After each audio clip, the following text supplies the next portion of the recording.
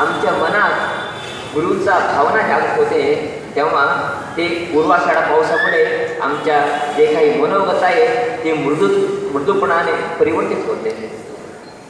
जेव्हा गुरूचा आशीर्वाद आपल्याला लाभते तेव्हा आमच्या मनात ज्ञानाच्या अंकुर प्रकाशमान होतात.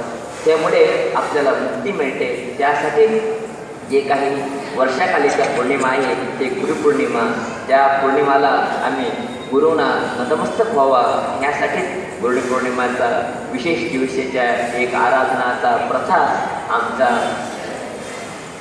पूर्वसुरीने आपल्याला दिलेली आहे.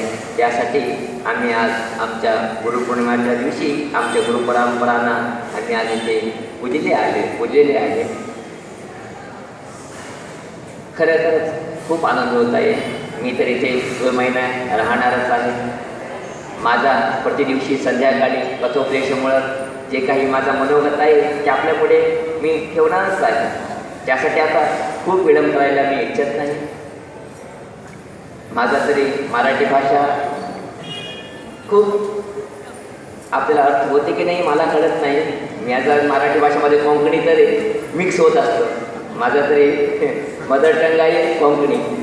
आपल्या तरी जे काही कर्नाटकमध्ये वास्तव्य करता आम्ही ते आमचे तरी बोलणे असते कन्नडामध्ये. मराठीचं बोलणी तर खूप कमीच आहे आपल्या जवळ, परंतु मी प्रयत्न करतो माझा मनोगत आपल्यापुढे ठेवायचा. आमचा एक मान्यवरांची व्यक्त केला कारवारी देवज्ञ समाज आणि महाराष्ट्र देवज्ञ समाज, असं 2 भाव आहे. म्हणून खरोखरच जे काही नाम आम्ही ठेवून व्यवहारच असतात ते तात्पुरतेपणा असते. त्याला काही अर्थ नाही. ते केवळ आपल्या समजुती सांगण्यासाठी रेवणकर वेळणेकर असं जे काही आम्ही वावरतात ते आपल्या समजुती सांगण्यासाठी असते विना ते आपल्यामध्ये द्वंद्व निर्माण करण्यासाठी नसतं. परंतु आमचे जे काही मनोभावना आहे ते अत्यंत लहानशी आहे. आमच्या मनोभाव अत्यंत संकुचित आहे.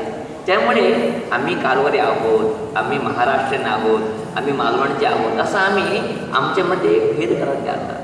त्यामुळेच आमच्या मनात समाधान मिळत नाही. आमच्या मनात द्वंद्व निर्माण होत असतं. आमच्या समाजाचं विभागणी जास्त होत जात असते. तसं होत नाही. आपल्याला माहीत आहे जसं गंगा, नर्मदा, सिंधू ह्या सर्व नद्यांना नाव आहे. परंतु जेव्हा गंगा, नर्मदा, सिंधू हे सर्व नदी मिळून समुद्राला